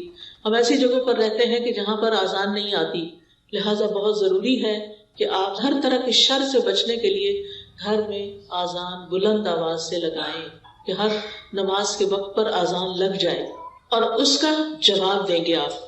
اللہ اکبر کا اللہ اکبر جو مؤذن کہتا جاتا ہے آپ جواب میں وہی بولتے جائیں گے، اور جب وہ حی علی الصلاۃ اور حی علی الفلاح کہے گا تو اس وقت آپ لا حول ولا قوۃ الا باللہ پڑھیں گے، اور اس کے بعد پھر یہ ہے کہ آپ یہ دعا پڑھیں گے اللہم رب هذه الدعوة التامة والصلاة القائمة آت محمدا الوسیلة والفضیلة وابعثه مقاما محمودا الذی وعدته، اور پھر درود شریف پڑھ کے جو دل میں ہے آپ کی مانگے اللہ سے، انشاءاللہ آپ کی دعا قبول ہوگی۔ اور پھر اس کے بعد یہ ہے کہ دعا کی قبولیت کا تیسرا وقت اذان اور اقامت کے بیچ میں، جیسے آپ مسجد میں گئے ہیں، جمعہ پڑھنے کے لیے گئے ہیں، یا ویسے آپ واقعی چلے گئے مسجد کے اندر، اذان ہو رہی تھی، تو اب آذان کا تو آپ نے جواب دے دیا، دعا کر لی، تھوڑی دیر کے بعد اقامت ہوتی ہے جب نماز کھڑی ہوتی ہے. یہ بیچ کا وقت بڑا ہی قیمتی وقت ہے، یہ سارا وقت دعاؤں کی قبولیت کا وقت ہے. لیکن افسوس کے ساتھ یہ کہنا پڑتا ہے کہ ایون جمعے کے دن مسجد میں ہوتے ہوئے لوگ اس وقت کی قدر نہیں کرتے، جبکہ وہ وقت بھی قبولیت کا وقت ہوتا ہے. لہٰذا آپ کا دل اگر بوجھل ہے، آپ پریشان ہیں، آپ جہاں ڈرائیو کیجیے اور جائیے مسجد میں جا کے بیٹھ جائیے، اذان سنیے، اذان اور اقامت کے بیچ میں خوب خوب اللہ سے رو کے دعائیں کیجیے اور پھر نماز پڑھ کے آ جائیے. عورتوں کا مسجد جانا منع نہیں. امہات المومنین کو دیکھتے ہیں، صحابیات کو دیکھتے ہیں، سب مسجد جاتی تھی، بلکہ فجر کی نماز میں شریک ہوتی تھی، عشاء کی نماز میں شریک ہوتی تھی. اور نبی صلی اللہ علیہ وسلم نے فرمایا کہ تم عورتوں کو مسجد آنے سے مت روکو. لہٰذا یہاں اگر گھر کے اندر آپ کی سیٹسفیکشن نہیں ہوتی تو آپ اللہ کے گھر بیت اللہ شریف جانا تو دور کی بات ہے، وہاں تو ہر وقت کی دعائیں قبول ہو رہی ہوتی، لیکن یہاں بھی جو آپ کے لوکل مساجد ہیں ان کو بھی آباد کیجیے. کتنا افسوس ہوتا ہے کہ رمضان میں پھر لوگ مسجدوں میں آ جاتے ہیں اور رمضان ختم ہوتا ہے، کسی وقت آپ جا کے دیکھیں عصر کی نماز میں چند نمازی ہوں گے، مغرب کو جا کے دیکھیں، فجر کو جا کے دیکھیں. حالانکہ مردوں کے لیے مسجد میں نماز پڑھنا واجب ہے، لازم ہے، اور عورتوں کے لیے اس کی رخصت ہے کہ جب چاہیں جائیں. لہٰذا اس وقت کو آپ نے ضائع نہیں کرنا. پھر دعا کی قبولیت کا چوتھا وقت فرض نماز کے آخر میں، فرض نماز کے آخر میں وہ کون سا وقت ہوتا ہے؟ سلام پھیرنے سے پہلے، جہاں آپ اتحیات پڑھتے ہیں نا، تو اتحیات پڑھنے کے بعد درود شریف پڑھتے ہیں. آپ نے ساری نماز مکمل کر لی، اب آپ اس وقت صرف رب جل نہیں پڑھ کے سلام نہ پھیر دیں، وہ بھی پڑھیں، اور اس کے علاوہ آپ کی جو بھی دعا ہے دل میں، اردو میں نہیں مانگے، آپ دیکھ لیں مسنون دعا میں سے کون سی دعا سے ملتی جلتی، یا آپ صرف استغفار پڑھنا شروع کریں. کیونکہ استغفار سے کیا فائدے ہوتے ہیں؟ یعنی آپ کہیں استغفر اللہ ربی من کل ذنب واتوب الیہ، ربی انی ظلمت نفسی، یہ دعا تو مسنون دعا ہے ویسے بھی، ربی انی ظلمت نفسی ظلما کثیرا ولا یغفر الذنوب الا انت، تو یہ دعا آپ پڑھ سکتے ہیں اور دل میں اپنی حاجت رکھیں. سورۃ نوح اگر آپ پڑھیں تو اس میں آتا ہے کہ نوح علیہ السلام نے اپنی قوم کو بہت سمجھایا تھا اور کہا تھا، میں نے اپنی قوم سے کہا کہ اپنے رب سے استغفار کرو. استغفار کا مطلب ہوتا ہے اپنے گناہوں کی معافی مانگو. فائدہ کیا ہوگا؟ یرسل السماء علیکم مدرارا، تم پر آسمان سے موسلا دھار بارشیں برسائے گا. آج آپ دیکھیں کہ کینیڈا کا کیا حال ہو گیا، کتنا ڈراؤٹ ہو گیا ہے، کتنے عرصے سے ڈھنگ سے بارش نہیں ہوئی. ہم اس کو پر گرانٹیڈ لیتے ہیں کیونکہ ہر تھوڑے دن بعد بارش، ہر تھوڑے دن کبھی سنو ہو رہی ہے، کبھی بارش ہو رہی، ہم سمجھتے تھے یہ ہمارا حق ہے. لیکن اب آپ دیکھیں مہینہ ہوا ہے مجھے واپس آئے ہوئے اور مسلسل دھوپ نکل رہی ہے یا بادل آ رہے ہیں، ہلکی پھلکی فوار پڑتی ہے اور بات ختم ہو جاتی ہے. کتنی جگہوں پر آگ لگی ہوئی ہے اور اس کی پولوشن یہاں تک، اس کا دھواں اسموک یہاں تک آ رہا ہے اور لوگوں کے گلے خراب ہو رہے ہیں. اور کیا کہہ رہے ہیں ماہرین کہ اس کا حل صرف بارش ہے، بارش ہوگی تو یہ آگ بجھے گی. ان کے پاس کوئی طریقہ ذریعہ نہیں ہے آگ بجھانے کا. تو آپ خود سوچئے کہ ہم سب کو اجتماعی استغفار کرنی چاہیے. ہم یہ نہ سوچے کہ سب کچھ ہے کہ کیا فرق پڑتا ہے اگر نہیں بھی بارش، تو اچھا موسم ہے، باہر چھتری نہیں لے کے جانی پڑے گی، پارک میں جا کے بیٹھیں گے، دھوپ میں بیٹھیں. نہیں، بارش کی انسانوں کو، جانوروں کو، پرند چرند ہر ایک کو ضرورت ہوتی ہے. پودوں کو ہماری ضرورت ہے، ہم سب کو ضرورت ہے. اگر پانی کی سطح نیچے چلی جائے تو آپ دیکھیں کہ کھیت ویران ہو جاتے ہیں. لہٰذا اللہ سبحانہ وتعالیٰ سے استغفار کرنا ہے. اور پھر آسمان سے بارشیں برسنے کے علاوہ کیا ہے؟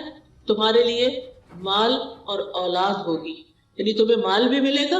اگر کسی کو اپنے فائنینشیل پرابلمس ہیں وہ بھی کثرت سے استغفار پڑھے، یا اولاد کی طرف سے کوئی پریشانی ہے، بچے ہیں نہیں، بچے ہیں لیکن بیمار ہیں، بچے ہیں لیکن بات نہیں مانتے، بچے ہیں لیکن شادی نہیں ہو رہی، کوئی بھی مسئلہ اولاد سے ریلیٹڈ ہے تو کیا کرے؟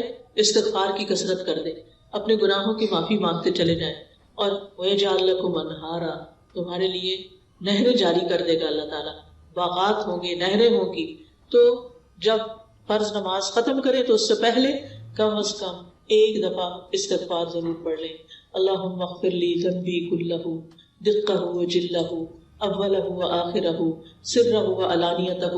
یہ ایک استغفار کی دعاؤں کا کارڈ بھی ہے. اس میں آپ دیکھیں کہ بہت سی استغفارات کے ورژنز ہیں جن کو آپ تہجد کے وقت بھی پڑھ سکتے ہیں اور اس کے علاوہ بھی یاد کر سکتے ہیں. یہ گناہوں کی بخشش کا کارڈ ہے، ہر ایک کے پاس ہونا چاہیے. جیسے پہلے بھی میں نے عرض کیا نا کہ الفاظ میٹر کرتے ہیں، ورڈز ڈو میٹر، کہ آپ کن لفظوں سے بول رہے ہیں، کن لفظوں سے معافی مانگ رہے ہیں. ہمارے پاس تو اتنے اچھے لفظ نہیں ہوتے، لیکن قرآن مجید کی آیات اور جو نبی صلی اللہ علیہ وسلم کے الفاظ ہیں وہ خوبصورت الفاظ ہیں، تو ان کے ذریعے استغفار کریں تو انشاءاللہ آپ کے مسائل حل ہوں گے۔ اب یہ جو سلام پھیرنے سے پہلے کا وقت ہے یہ بہت قیمتی وقت ہے، کیونکہ آپ نے وضو کیا، قبلے کی طرف رخ کیا، اللہ اکبر کہہ کے اللہ کی بڑائی بیان کی، ہاتھ باندھ کے اس کے سامنے کھڑے رہے، اللہ کے کلام کی تلاوت کی، آپ نے رکوع کیا، آپ نے اللہ کی حمد بیان کی، آپ نے سجدہ کیا، آپ اتحیات میں بیٹھے، اور پھر آپ نے 1 رکعت پڑھی، 2 رکعت پڑھی، 3 پڑھی، 4 پڑھی، اور اب آپ تشہد میں بیٹھے ہوئے ہیں۔ عاجزی کا انداز ہے، گھٹنے موڑ کے بیٹھنا، عاجزی کے ساتھ بیٹھے ہوئے ہیں اور قبلہ رخ کیا ہوا ہے، درود شریف پڑھ لیا آپ نے، کتنی ساری چیزیں جمع ہو گئی آپ کی دعا کی قبولیت کے لیے۔ لیکن عام طور پر لوگوں کو پتہ ہی نہیں ہوتا کہ یہ دعا کی قبولیت کا وقت ہے، لہٰذا وہ جلدی سے ربی جلدی بے سوچے سمجھے پڑھ کے سلام پھیر دیتے ہیں اور ایک موقع گنوا دیتے ہیں۔ لہٰذا اگر مثال کے طور پر آپ بیمار ہیں تو آپ اللہ تعالیٰ سے دعا کر سکتے ہیں، اللہم اشفنی، اللہم اشفنی، اللہ مجھے شفا دے دے، اللہ مجھے شفا دے دے۔ پھر اسی طرح یہ ہے کہ اس وقت ایک خاص دعا نبی صلی اللہ علیہ وسلم نے سکھائی ہے، اور وہ ہے اللہم انی اعوذ بک من عذاب القبر واعوذ بک من عذاب جہنم واعوذ بک من فتنۃ المسیح الدجال واعوذ بک من فتنۃ المحیا والممات اللہم انی اعوذ بک من المأثم والمغرم۔ یہ دعا جو ہے یہ لازم پڑھنی چاہیے نماز کے آخر میں، کیونکہ ہم دنیا کی مسائل پہ پریشان ہوتے ہیں جبکہ ہم لگژریس گھروں میں رہتے ہیں، ہمارے پاس اچھے اچھے کھانے ہیں، ہمارے پاس اچھا اچھا پہننا ہے، ہم ایک پرامن ملک میں رہتے ہیں۔ لہٰذا اگر چھوٹا سا بھی مسئلہ آ جائے تو ہمارے سر پہ کچھ آ جاتا ہے اور باقی چیزیں ہم بھول جاتے ہیں کہ ہمارے آگے کیا ہونے والا ہے۔ قبر میں تو ہم نے تنہا ہونا ہے نا، وہاں تو کوئی ساتھ نہیں ہوگا، لہٰذا وہاں کی تکلیف اور وہاں کے عذاب اور وہاں کی مشکل کے بارے میں دعا کریں۔ قیامت کے دن جہنم کی سزا سے بچنے کی دعا کریں، پھر اسی طرح گناہوں سے بچنے کی دعا کریں۔ تو یہ بہت جامع دعا ہے، یہ بھی آپ کو یہاں نماز کے اذکار کتاب جو ہے اس میں مل جائے گی۔ دعا کی قبولیت کا 5واں وقت، ابن قیم کہتے ہیں 5واں وقت جمعے کا دن ہے۔ جمعے کے دن میں 2 اوقات ایسے ہوتے ہیں جب دعا قبول ہوتی ہے، ایک جب امام ممبر پہ چڑھ رہا ہوتا ہے، اس وقت سے لے کر جمعے کی نماز مکمل ہونے تک تو آپ مسجد میں پہلے سے ہی چلے جائیں اور اس وقت دعا شروع کر دیں جب امام اپنا خطبہ شروع کرتا ہے، جب اس وقت اذان ہوتی ہے۔ نبی صلی اللہ علیہ وسلم نے فرمایا جمعے کے دن ایک گھڑی ایسی بھی آتی ہے کہ اگر وہ کسی بندہ مسلم کو اس حال میں میسر آ جائے کہ وہ اللہ سے خیر کا سوال کر رہا ہو تو اللہ اسے وہ چیز ضرور عطا کر دیتا ہے۔ دوسری گھڑی کیا ہے؟ اچھا ساعت کا لفظ ہے نا، ساعت 60 منٹ کو نہیں کہتے، یہ کم بھی ہو سکتا ہے زیادہ بھی ہو سکتا ہے۔ شیخ صالح العثیمین کہتے ہیں کہ یہ تقریباً 45 منٹ ہے، ٹھیک ہے۔ اور اس کے علاوہ عصر سے لے کے مغرب تک کا وقت دعاؤں کی قبولیت کا وقت ہے جمعے کے دن۔ لہٰذا اگر آپ کی کوئی حاجت ہے، آپ کی کوئی پریشانی ہے تو آپ اس وقت کو بھی استعمال کر سکتے ہیں۔ دعاؤں کی قبولیت کا 6واں وقت عصر سے لے کر مغرب تک جمعے کا دن، یعنی اس وقت دعائیں کرتے رہنا چاہیے۔ تو یہ 6 اوقات میں نے آپ کو بتائے ہیں، اور پھر کچھ جگہ ہیں جیسے بیت اللہ شریف کے پاس جا کر، اور پھر مینا عرفات میں۔ اگر آپ نے حج نہیں کیا ہو تو حج کا پلان کریں۔ جو لوگ حج پہ جا رہے ہیں آپ ان کو کوئی نہ کوئی گفٹ دیں، یا آپ کے لیے ایک گفٹ بیگ ہم نے تیار کیا حاجیوں کے لیے۔ اس میں چھوٹی سی کتاب ہے، کارڈ ہے، جو چھوٹے سے بیگ میں وہ لوگ رکھ کے لے جا سکتے ہیں، سمپل ٹو دا پوائنٹ باتیں ہیں۔ تو ان سے آپ ریکویسٹ کریں کہ وہ آپ کے لیے ان مقامات پر بھی دعا کریں۔ تیسری بات دعا کی قبولیت کے لیے عاجزی اور انکساری ہے کہ دل میں خشوع و خضوع ہو، انکساری ہو، اللہ کے آگے ذلت اور عاجزی کا، ذلت اور انکساری کا اظہار ہو۔ اور جو شخص اللہ کے آگے فقیر بن کے مانگتا ہے اللہ تعالیٰ اس کی دعا سنتا ہے۔ انبیاء کے بارے میں قرآن مجید میں آتا ہے وَيَدْعُونَنَا رَغَبًا وَرَهَبًا وَكَانُوا لَنَا خَاشِعِينَ، کہ وہ ہمیں رغبت اور خوف سے پکارتے تھے، یعنی امید اور خوف کے ساتھ ہم سے دعا کرتے اور ہمارے لیے عاجزی کرنے والے تھے۔ تو اس سے کیا پتہ چلتا ہے کہ جو اپنی دعا میں عاجزی کرتا ہے اللہ تعالیٰ اس کی دعا قبول فرماتا ہے۔ خشوع کا کیا مطلب ہوتا ہے؟ خشوع وہ خوف ہوتا ہے جو دل میں راسخ ہوتا ہے۔ عام طور پر لوگ لفظ خشوع بولتے ہیں لیکن اس کا مطلب نہیں جانتے۔ خشوع کیا ہے؟ اللہ کا ایسا خوف جو دل میں جم گیا ہے، دل میں راسخ ہو گیا ہے۔ اور کہتے ہیں خشوع سے نماز پڑھو، کیا مطلب ہے اس کا؟ اس کا مطلب نہیں کہ کوئی دھیان آپ کا ادھر ادھر نہیں جائے، نہیں، اللہ سے ڈرتے ہوئے، یعنی کہ اللہ پہ احسان جتاتے ہوئے نہیں، کہ دل کے اندر اللہ کا خوف ہو۔ اور خاشعین کون ہوتے ہیں؟ جن کے دلوں میں اللہ کا ڈر ہوتا ہے، عاجزی ہوتی ہے اللہ کے سامنے، انکساری ہوتی ہے۔ اس کا یہ مطلب نہیں کہ منفی خوف، نہیں، مثبت خوف. منفی خوف جو ہوتا ہے انسان کو مایوسی کی طرف لے جاتا ہے. مثبت خوف انسان کو برائیوں سے بچاتا ہے اور عبادت پر ابھارتا ہے، اللہ کے سامنے کھڑا کرتا ہے، اللہ کے سامنے جھکا دیتا ہے، اللہ کے سامنے سجدہ کرواتا ہے. تو خشوع کی علامت کیا ہوتی ہے؟ کیسے پتا چلے گا کہ آپ کے اندر خشوع ہے کہ نہیں؟ اس میں دل نرم ہو جاتا ہے، انسان رونے لگتا ہے اللہ کے آگے. یعنی دعا میں رونا بھی چاہیے، دل نرم ہونا چاہیے، غافل نہیں ہونا چاہیے، اور پھر دعا میں دل بھی لگے، دعا لمبی ہو جائے، یہ بھی خشوع کی علامت ہوتی ہے. اور آپ کو یوں لگے جیسے آپ اللہ سے باتیں کر رہے ہیں. پھر چوتھی چیز قبولیت کے لیے گڑ گڑا کے دعا کرنا. تضرع. تضرع کا لفظ جو ہے یہ ضاد، را اور عین سے ذرا. ذرعن کہتے ہیں گائے کی وہ جگہ جہاں گائے کا دودھ جمع ہوتا ہے. آپ دیکھیں کہ جب بچہ پیدا ہوتا ہے نا گائے کا، تو گائے کے بچے کو کتنی تڑپ ہوتی ہے ماں کے تھن کی طرف جانے کی. کبھی دیکھا آپ نے یہ منظر؟ آپ نے بھی کچھ نہیں دیکھا، نہیں تو ویڈیو پہ کسی پہ دیکھ لیں. مجھے یاد ہے میں چھوٹی سی تھی تو جب گاؤں میں گئی تو وہاں پر جب وہ بچہ نیا پیدا ہوتا ہے وہ بڑا خوبصورت ہے، مجھے بڑا شوق ہوتا تھا دیکھنے. اچھا وہ بچہ اپنے پاؤں پہ کھڑا ہوتے ہی سیدھا ماں کے تھن کی طرف جاتا ہے کہ میں جلدی سے ماں کا دودھ پی لوں. تو وہ جو شوق ہے نا، وہ جو تڑپ ہے نا، اور چونکہ گائے رکھنے والوں نے خود بھی اپنے لیے بھی دودھ نکالنا ہوتا ہے تو بچے کو چھوڑ نہیں دیتے، وہ اس کو باندھتے ہیں اور پھر اپنا دودھ نکالتے ہیں، پھر بچے کو بچا ہوا کچھ اس کو بھی پینے کو لیے دے دیتے ہیں. تو بچے کو سب دودھ کی کریونگ ہوتی ہے، بچہ تڑپ کر دودھ کی طرف لپکتا ہے، اس کے بغیر وہ زندہ نہیں رہ سکتا. تو دعا مانگتے ہوئے ہمارے اندر بھی ایسا ہی شوق، ایسی ہی تڑپ ہونی چاہیے، طلب ہونی چاہیے جو گائے کے بچے کو اپنے ماں کے دودھ کی ہوتی. چلے گائے کا بچہ نہیں دیکھا، انسان کا بچہ تو دیکھا ہوگا نا کہ بچے ماں کو کتنا تنگ کرتے. کل ہی میں کسی ماں اور بچے کے ساتھ تھی تو میں دیکھ رہی تھی، بچہ کھیل کے آتا تھا، واپس آ کے ماں کے اوپر چڑھتا اور ماں کا گریبان کھینچنے لگتا کہ مجھے دودھ پلاؤ. وہ پلاتی، پھر وہ تھوڑی دیر پھر اس کا دھیان کھیل کی طرف ہوتا، پھر وہ چھوڑ کے کھیل میں لگ جاتا، پھر وہ واپس آتا، پھر اس کا یہ. تو یہ جو شوق ہے نا کہ پلٹ پلٹ کے اللہ کی طرف جانا کہ اللہ تعالیٰ آپ ہماری دعا قبول کر لے، بس آپ نہیں دینا ہے، آپ نہیں کرنا ہے. تو یہ تڑپ بڑی ضروری ہے کیونکہ انسان اللہ کے بغیر تو زندہ نہیں رہ سکتا نا، وہ تو پھر لاشا ہے جو ایک چلتا پھرتا ہے. اصل چیز کیا ہے کہ انسان اللہ سبحانہ و تعالیٰ کے ساتھ یعنی ایک تعلق رکھے، ایک آہوزاری رکھے. اور پھر آپ دیکھتے ہیں کہ جن بچڑوں کی مائیں مر جاتی نا گائے، تو بچڑے زندہ بھی نہیں رہتے. یعنی اللہ سبحانہ و تعالیٰ کے ساتھ تعلق کے بغیر، اس کی محبت کے بغیر، اس کے خوف کے بغیر ہماری زندگی نہیں ہے. ہم زندہ لوگوں میں سے نہیں، ہم جی رہے ہیں، بس کھا رہے ہیں، پی رہے ہیں، چل رہے ہیں، پھر رہے ہیں، لیکن دل مردہ ہے، دل میں کوئی خوشی نہیں ہے، دل میں جینے کی کوئی امنگ نہیں ہے. اسی لیے آپ دیکھیں کہ جو مایوس لوگ ہوتے ہیں وہ خودکشی کرنا چاہتے ہیں، وہ زندہ ہی نہیں رہنا چاہتے. تو دعا جو ہے وہ انسان کو مایوسی سے بچاتی ہے، ڈپریشن میں جانے سے بچاتی ہے. آپ کو ایک سہارا ہوتا ہے، آپ کو ایک امید ہوتی ہے کہ آپ کا رب ہے، وہ زندہ رب ہے، الحی القیوم، وہ ضرور سنے گا اور وہ اس بھمر سے مجھے نکالے گا، اس مشکل سے مجھے باہر لے جائے گا. 5واں نقطہ، قبلہ رخ ہو کے دعا کرنا. یہ فرائض میں سے نہیں ہے لیکن یہ قبولیت کے لیے افضل ہے. ابن قیم کہتے ہیں وَاسْتَقْبَلَ الدَّاعِيَ الْقِبْلَةَ، کہ دعا کرنے والا قبلہ رخ ہو کر دعا کرے. یہ دعا کے آداب میں سے ہے. عبداللہ بن زید کہتے ہیں کہ جب نبی صلی اللہ علیہ وسلم نماز استسقاء کے لیے باہر نکلے اور آپ نے خطبہ دیا تو حدیث میں آتا ہے وَاسْتَقْبَلَ الْقِبْلَةَ وَدَعَا، کہ آپ قبلہ رخ ہوئے، اس کے بعد آپ نے خوب دعا کی. تو قبلہ رخ ہو کر دعا کرنا قبلے کی پیٹھ کر کے دعا کرنے سے بہت بہتر ہے.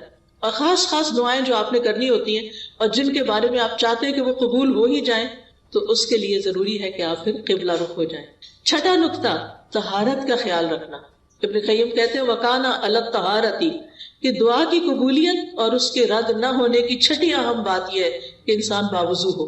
ٹھیک ہے، پیریڈز میں بھی آپ دعا کر سکتے ہیں، نفاس کی حالت میں بھی آپ دعا کر سکتے ہیں، دعا منع نہیں ہے، لیکن اگر آپ چاہتے ہیں کہ پاک صاف ہو کر کریں تو وہ زیادہ افضل ہے اور قبولیت کے قریب ہے. کیونکہ ہوتا کیا ہے، ہماری دعاؤں کی قبولیت میں گناہ رکاوٹ ہوتے ہیں. جب انسان وضو کرتا ہے تو کیا ہوتا ہے، گناہ جڑ جاتے ہیں نا. اور جب 2 رکعت نماز بھی پڑھ لی جائے تو کیا ہوتا ہے، اور گناہ جڑ جاتے ہیں. تو پھر آپ دعا کرتے ہیں تو کیا ہوتا ہے، دعا قبول ہو جاتی ہے. اس لیے وَاسْتَعِینُوا بِالصَّبْرِ وَالصَّلَاةِ، جب خاص کوئی مشکل آ جائے، کوئی تکلیف ہو، خاص نفل پڑھیں، بہتر ہے تہجد کے وقت پڑھیں، ورنہ کسی بھی وقت پڑھیں، اور پھر اللہ تعالیٰ سے دعا کریں. 7واں نقطہ، اللہ تعالیٰ سے ہاتھ اٹھا کے مانگنا، خوب اونچے کر کے مانگنا، یا اللہ تو مجھے عطا کر، چاہے جوڑ کے مانگے چاہے تھوڑا فاصلہ ہو، دونوں طرح ہی ٹھیک ہے۔ حدیث میں آتا ہے بے شک تمہارا رب حیادار اور سخی ہے، وہ اس بات سے شرماتا ہے کہ بندہ دعا کے لیے اس کی طرف ہاتھ اٹھائے اور وہ انہیں خالی لوٹا دے۔ اللہ تعالیٰ ہاتھوں کو خالی نہیں پھیرتا۔ آپ دیکھیں کہ اللہ تعالیٰ الغنی ہے، الکریم ہے، زمین و آسمان کا بادشاہ ہے، تو اس کو تو کچھ بھی دینا مشکل نہیں۔ تو جب وہ بندہ ہاتھ اٹھاتا ہے، سوال کرتا ہے، تو اللہ تعالیٰ کو یہ اچھا نہیں لگتا کہ اس کو کہے اچھا کچھ نہیں جاؤ واپس، ڈال دیتا ہے۔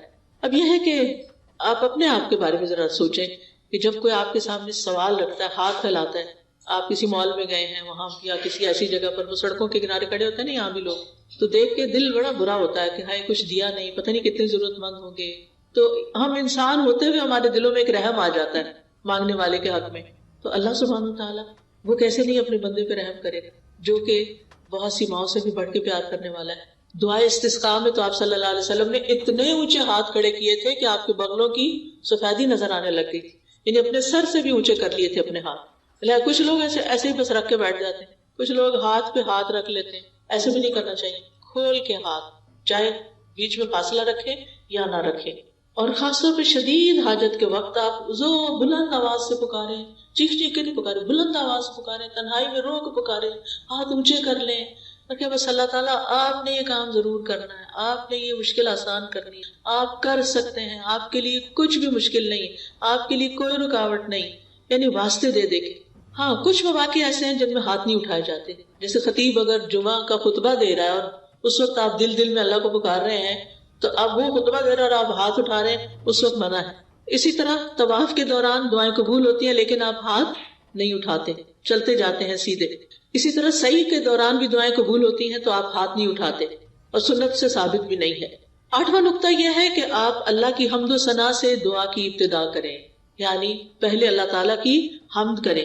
یہاں حمد کا بھی کارڈ ہے، الحمدللہ۔ جب یہ کارڈ آپ پڑھیں تو جو دل میں آپ کی دعا ہے دعا کریں، انشاءاللہ دعا قبول ہوگی۔ یہ کارڈ آپ کے گھر میں ہونے چاہیے۔ ہم دیکھیں کہ جب کسی کا بچہ پیدا ہوتا ہے، کوئی ویڈنگ ہوتی ہے، تو مہنگے سے مہنگے کارڈ خرید کر ایک دوسرے کو دیتے ہیں، اور وہ کیا کرتے ہیں چند دن اس کو کہیں رکھتے ہیں، ادھر ادھر ٹیبل وغیرہ پہ سجاتے ہیں اور اس کے بعد سب ٹریش میں چلے جاتے ہیں۔ ایسے کارڈز اگر آپ کے گھر میں ہوں گے، یہ دعاؤں کے اسٹال لگا ہوا ہے، تو انشاءاللہ آپ ایک باسکٹ بنا لیں یا کسی فولڈر میں رکھ لیں، اور پھر جب آپ بیٹھیں تو کسی نماز کے بعد کسی وقت میں ایک اٹھا لیں، کسی میں دوسرا اٹھا لیں، کسی میں تیسرا اٹھا لیں، اور اللہ سبحانہ وتعالیٰ سننے والا ہے۔ نبی صلی اللہ علیہ وسلم نے ایک شخص کو دعا کرتے ہوئے سنا، اس نے اللہ تعالیٰ کی حمد و ثنا نہیں کی تھی اور نہ درود پڑھا تھا۔ آپ نے فرمایا اس نے جلدی کی، اور کسی دوسرے سے فرمایا جب تم میں سے کوئی نماز پڑھے تو پہلے اپنے رب کی حمد و ثنا بیان کرے پھر درود پڑھے۔ اس لیے کھڑے ہو کے ہم پہلے کیا کرتے ہیں؟ حمد و ثنا بیان کرتے ہیں، اور آخر میں اتحیات میں ہم درود شریف کے بعد پھر دعا کر لیتے ہیں۔ اور پھر اس کے بھی اچھے اچھے خوبصورت الفاظ ہیں، اس وقت کیونکہ ٹائم کم ہے تو میں اس وقت پڑھ کے سنا نہیں سکتی، لہٰذا آپ اللہ تعالیٰ کی حمد و ثنا کے خوبصورت الفاظ جو اس کارڈ میں آپ کو ملیں گے وہ بول کر درود شریف پڑھ کے آپ دعا کر سکتے ہیں۔ پھر نماز کے آخر میں تسلیم سے پہلے دعا قبول ہوتی ہے، ٹھیک ہے، اس کو میں نے ابھی تھوڑی دیر پہلے آپ کو تفصیل بتا دی ہے۔ پھر رکوع اور سجود میں دعائیں قبول ہوتی ہیں، سجدے میں دعا کریں، اور اگر آپ کو کچھ نہیں آتا، کوئی دعائیں نہیں آتی عربی کی، تو آپ اللہم اغفر لی پڑھنا شروع، اللہم اغفر لی ذنبی، اس کا مطلب کہ اللہ میرے گناہ معاف کر دے، کیونکہ جب گناہ معاف ہوں گے تو انشاءاللہ رکاوٹیں دور ہو جائیں گی۔ یا ہم کہتے ہیں نا کہ رکاوٹ ہو گئی ہے، بندش ہو گئی ہے، اس کے پیچھے کوئی گناہ ہے، پھر ہمیں سمجھ ہی نہیں آتی، ہمیں یاد ہی نہیں آتا ہمارا کون سا گناہ ہے، ہم کہتے پتہ نہیں کیا گناہ ہے۔ ہم اپنی نیکیوں کو یاد کرتے ہیں، گناہوں کو یاد نہیں کرتے۔ ٹھیک ہے آپ نیکیوں کو بھی یاد رکھیں، لیکن آپ گناہوں کو ضرور یاد کریں کہ کہیں میں نے کسی کے حق تو نہیں مارا، کہیں کسی رشتہ دار کی حق تلفی تو نہیں کی، کہیں کسی ضرورت مند کی میں نے تو ضرورت نہیں پھیر دی، کسی ضرورت مند کا مذاق تو نہیں اڑایا، کبھی کسی پہ باتیں تو نہیں بنائی، کبھی کسی بہن بھائی کو ضرورت ہوئی تو میں نے کان بند کر لی اور اس کی مدد نہیں کی۔ یعنی بعض اوقات ایسا ہوتا ہے کہ ہم دوسروں سے خیر روک دیتے ہیں تو ہم سے بھی روک دی جاتی۔ حضرت اسماء رضی اللہ تعالیٰ عنہ کو نبی صلی اللہ علیہ وسلم فرماتا لا تو کی فیو کا علیہ کی، اپنے وہ جو ہوتی ہے چھوٹی سی پوٹلی تو اس کی رسی باندھ کے نہ رکھو ورنہ تمہارے اوپر بھی باندھ دیا جائے گا۔ یعنی اس کو اپنے خزانے، پہلے زمانے میں پرس نہیں ہوا کرتے تھے اور ڈیزائنر کے تو بالکل بھی نہیں تھے، تو لوگ خواتین کپڑے کی تھیلیوں میں اپنے دینار درہم رکھتی تھی، تو اس کے اوپر سے پھر کیا کرتی تھی تھیلی کو، اب بھی وہ بید وغیرہ دیتے ہیں نا تو تھوڑی چھوٹی چھوٹی پاؤچز میں بنا کے دے دیتے، تو اس کے اندر اس کو باندھ کے نہ رکھو، وہ کھلا رکھو، یعنی نکالتے رہو، دیتے رہو، کیونکہ دینے والے ہی پاتے ہیں، گیو اینڈ ٹیک. تو اللہ سبحانہ و تعالیٰ پسند کرتا ہے، اس لیے صدقہ جو ہے وہ بھی دعا کی قبولیت میں بہت اہم کردار ادا کرتا ہے. پھر 9واں نقطہ یہ ہے، حمد و ثنا کے بعد درود شریف پڑھنے سے دعا قبول ہوتی ہے، اور پھر استغفار، توبہ اور استغفار کر کے دعا قبول ہوتی ہے. اور اس میں ہم یہ جو سید الاستغفار ہے جو صبح شام ہم پڑھتے ہیں، تو اس میں ہم کہتے ہیں ابو لک بنعمتک علی و ابو بذنبی، اللہ میں آپ کی نعمتوں کا بھی اقرار کرتا ہوں اور اپنے گناہوں کا، تو دیتا ہے اور میں تیری نافرمانی کرتا ہوں. لہٰذا اس وقت پھر دعا قبول ہوتی. اور پھر دعا کی قبولیت کے لیے حرام سے بچنا بہت ضروری ہے، حرام کھانے پینے سے اور حرام اوڑھنے پہننے سے. اور پھر اپنے لباس میں بھی مہذب اسلامی لباس پہننا چاہیے. خاص طور پر خواتین کے لیے بہت ضروری ہے کہ وہ اپنے آپ کو ڈھکیں، کیونکہ اللہ تعالیٰ کو ڈھکنا پسند ہے. جب ہم بازار کی طرف، گھر میں ٹھیک ہے آپ جیسے بھی کپڑے پہنتے ہیں، لیکن اس میں بھی کچھ حدود کا خیال رکھنا چاہیے. اور نماز پڑھتے وقت آپ کو پتا ہے کہ پورا لباس ساتر ہونا چاہیے، بال بھی نہیں دکھنے چاہیے، کان بھی نہیں، گردن بھی نہیں، ٹخنے بھی نہیں. اب ہمارے دیسی کپڑوں میں بھی آپ دیکھیں کہ پجامے کی وجہ سے، ٹراؤزر کی وجہ سے جب خواتین جب رکوع میں جاتے تو ٹخنے ننگے ہو جاتے، جب ٹخنے ننگے ہو جاتے نماز باطل ہو جاتی. یا تو آپ بڑی چادر لے کے کریں، یا کوئی جراب پہنیں، یا آپ شرٹ لمبی رکھیں. نماز کا ایسا کپڑا بنائیں کہ آپ اوپر سے نیچے تک ڈھک جائیں، ورنہ نماز قبول نہیں ہوگی. اگر نماز قبول نہیں ہوئی تو دعا کیسے قبول ہوگی؟ تو اس لیے یہ چھوٹی چھوٹی چیزیں جو ہیں، چھوٹی نہیں بڑی ہیں، ان کا بھی دھیان رکھنا ضروری ہے. کیونکہ ایک شخص پکارتا ہے تو اللہ تعالیٰ فرماتے ہیں کہ اس کی دعا کیسے قبول ہو، کہ اس کی غذا بھی حرام کی اور اس کا لباس بھی حرام کا. نہیں، نہ کھانے میں وہ احتیاط کرتا ہے، بس حلال ہے حرام ہے کچھ بھی کھا لیتا ہے، اور اسی طرح لباس کا بھی اہتمام نہیں کرتا. تو اس کا اہتمام بھی ضروری ہے، کیونکہ دعا کی قبولیت میں لباس کا اہم کردار ہے. پھر اسی طرح 10واں نقطہ ہے دعا میں تکرار، ریپیٹیشن. دعا بار بار دہرانا، دہراتے جائیں، پھر مانگے پھر مانگے پھر مانگے، ایک دن، دوسرے دن، تیسرے دن. کبھی یہ نہ کہیں بہت دفعہ پکارا ہے اب مانگا نہیں جاتا، بس تھک گیا ہوں مانگ. کبھی نہ تھکے اور بار بار ربنا کہیں، اے ہمارے رب، اے میرے رب. اور پھر یہ کہ اللہ تعالیٰ کے اچھے اچھے ناموں کے ساتھ اس کو پکارے. اور پھر یہ کہ کہیں اللہ تعالیٰ سے، اللہ تعالیٰ میں تو مانگتا رہوں گا، میں نے نہیں پیچھے ہٹنا، آپ نے مجھے دینا ہی دینا ہے، آپ نے مجھے وہ عطا کرنا ہے جو میں آپ سے مانگ رہا ہوں. اور آپ مجھ جیسے مسکین انسان کو خالی ہاتھ لوٹا دیں گے، میں نے خالی ہاتھ نہیں جانا. آپ دیکھیں کہ بندوں کے سامنے بھی جب ہم، حالانکہ بندے سٹنجی ہوتے ہیں، اللہ تعالیٰ تو سخی کریم ہے، تو بندوں سے بھی جب ہم سب بخیل سے بخیل بندے کے آگے بھی تکرار کریں نا تو وہ پھر مان ہی جاتا ہے کسی طرح. بعض اوقات ایسا ہوتا ہے نا کہ کوئی شخص پہلی دفعہ آپ سے مانگتا تھا، آپ کہتے میں نے نہیں دینا، یہ تو بس ہیبیچول ہے. اچھا پھر دوسری دفعہ کسی اور طریقے سے، تیسری دفعہ اپنے بچوں کو ہی دے، چوتھی دفعہ کسی اور طریقے سے مانگو، پھر آپ جاؤ سر سے اترو، لے جاؤ چلو. یعنی کہ نہیں، آپ کا ارادہ ہوتا ہے بالکل نہیں دینا، اور پھر آپ دے چکتے، پھر آپ سوچتے اچھا نکلوا ہی لیا اس نے. تو اس کے اصرار کی وجہ سے، اگر وہ صرف ایک دفعہ کہتا دے دیں اور آپ نہیں دیتے تو کہاں دیا جاتا اس کو. وَلِلَّهِ الْمَثَلُ الْأَعْلَىٰ، اللہ کی شان تو بہت بلند ہے. لہٰذا اللہ تعالیٰ سے آپ تکرار کے ساتھ مانگیں، عاجزی اور بے بسی کے ساتھ. 11واں نقطہ کیا ہے؟ محبت پر مبنی الفاظ سے مانگیں، خوشامد کریں. اللہ آپ کریم ہیں، آپ حکیم ہیں، آپ قدیر ہیں، آپ قادر ہیں، آپ مقتدر ہیں، پیارے پیارے نام لے کے. اور پھر آپ دیکھیں حضرت زکریا نے کیا کہا تھا، ربی انی وہن العظم منی واشتعل الرأس شیبا ولم اکن بدعائک ربی شقیا. اللہ میرا سر بڑھاپے سے بڑک اٹھا ہے، سارے بال سفید ہو گئے، اور میری بیوی بانجھ ہے، میری ہڈیاں کمزور ہو گئی ہیں، لیکن میں تو اس سے دعا مانگ کے کبھی نامراد نہیں ہوا. مانگتا رہوں گا، آپ دینے والے ہیں. تو کتنی خوبصورت الفاظ میں انہوں نے اپنی حالت کا ذکر کیا. ایوب علیہ السلام نے بیماری میں کیا کیا، انی مسنی الضر وانت ارحم الراحمین، یہ پیار کے کلمات. اللہ مجھے بہت تکلیف پہنچ گئی ہے، بیمار ہو گیا ہوں اور آپ تو ارحم الراحمین. تو یہ اس کو تملک کہتے ہیں عربی زبان میں. پھر انبیاء کی دعاؤں کو آپ دیکھیں تو آپ کو بہترین نمونہ ملے گا.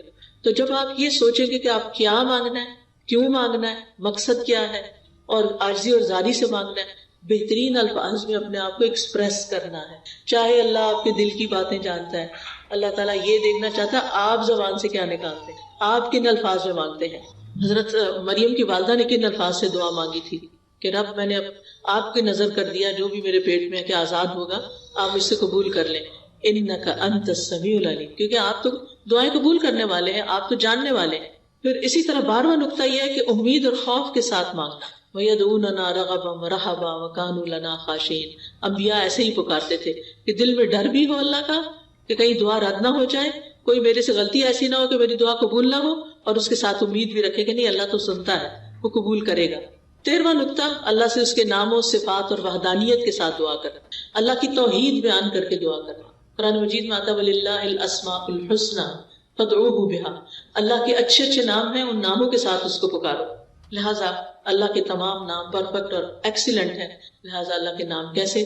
یا رحمان یا رحیم، تکرار کریں، یا اللہ یا رحمان یا غفار یا غفور اغفر لی، یا رحمان ارحمنی، یا حکیم یا علیم علمنی فہمنی، یا رزاق ارزقنی، یا شافی اشفنی، یعنی اللہ کے مخصوص ناموں کے ساتھ اللہ کو پکارے۔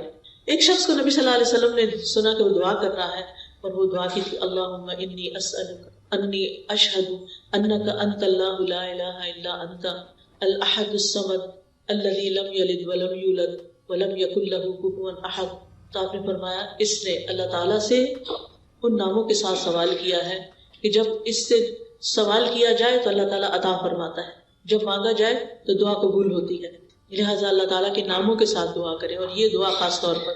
14واں نقطہ، دعا کے ساتھ صدقہ، صدقے کی وجہ سے دعا قبول ہوتی ہے، یعنی دعا کر لی آپ نے، جا کے صدقہ کریں، کوئی نیکی کریں، کسی کی خدمت کریں، کسی کے ساتھ احسان کا معاملہ کریں، کسی کی کوئی ضرورت پوری کریں، کیونکہ صدقہ اللہ کے غضب کو بجھاتا ہے۔ اور ہر روز کچھ نہ کچھ صدقہ کرنا چاہیے، ہمارے ہر جوڑ پہ ہر روز صدقہ واجب ہوتا ہے، اور اس کو ادا کرنے کے لیے جو بھی نیکیاں ہم کرتے ہیں، اللہ کا ذکر کرتے ہیں، سب کچھ وہ صدقہ ہوتا رہتا ہے، لیکن ان سب کے بدلے میں اگر 2 رکعت نماز اشراق یا چاشت پڑھ لیں تو ساری ہڈیوں کا صدقہ ہو جائے گا۔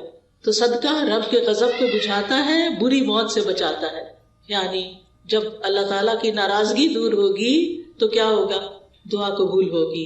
اور پھر یہ ہے کہ اللہ تعالیٰ کے عظیم نام کے ساتھ، اسم اعظم جس کو کہتے ہیں، اس کے بارے میں مختلف اقوال ہیں۔